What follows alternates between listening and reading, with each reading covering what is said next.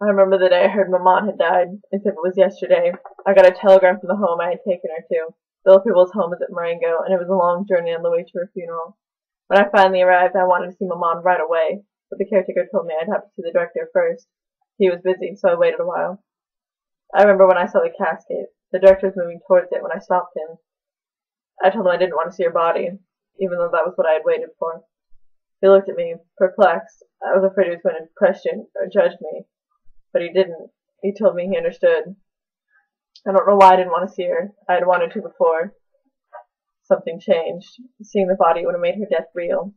Not many of Maman's friends cried. Only one I could remember. A woman. The rest sat quietly, mourning in silence. The woman's cries bothered me, and she continued for some time. The next day was not much to remember. The procession was long, and it got very hot and humid outside. All I knew was that I would sleep well that night. Saturday arrived quickly. I ran into Marie Cardona that day. We swam for a time, then went to my apartment to get ready for a movie. She seemed to have found it odd when I told her Maman had died the day before, and she began to say something and stopped. When we arrived at the theater, she seemed to have forgotten about what I had said. She spent the night and left early Sunday morning. Sunday came and went quickly. The streets were nearly empty, and I had wandered around my apartment for most of the day. I lay in bed at the end of the day, and it occurred to me that anyway, one more Sunday was over, and Maman was buried now. I realized that really nothing had changed. I had not seen Maman for some time, for her being dead was similar to that.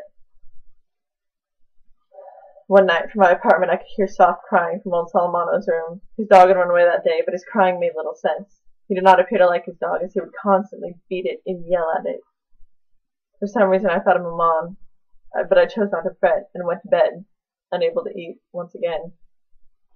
I remember that day on the beach. Raymond began to panic a little as us men went for a walk. He pointed out a group of Arabs, and shared that one of them was the brother of the girl he had beaten before. Soon our two groups met, and we brawled, and ended up having to drag an injured Raymond back to the beach house. Without Raymond, I'd have never known who that Arab was. Maybe then I would not have killed him on that beach. Maybe then I would not be here, on trial. I do wish Maman had not died. Am I being accused of murder and then executed because I didn't cry at her funeral? It does seem that way. Why does it matter? What would it have changed if I had cried? Would I still be here on trial for the murder of an Arab? I guess it depends.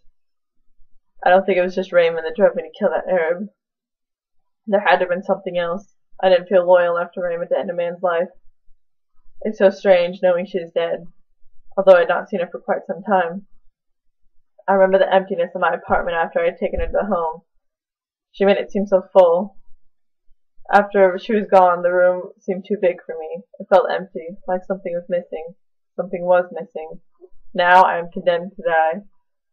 I was arrested for shooting and killing the Arab, but sentenced for not crying at my mother's funeral. I thought about Maman, and understood why she had gotten engaged to a man she barely knew. She felt alive in her final moments, knowing she was so close to death. In my final moments, I realized something. I miss you, Maman. I really do miss you.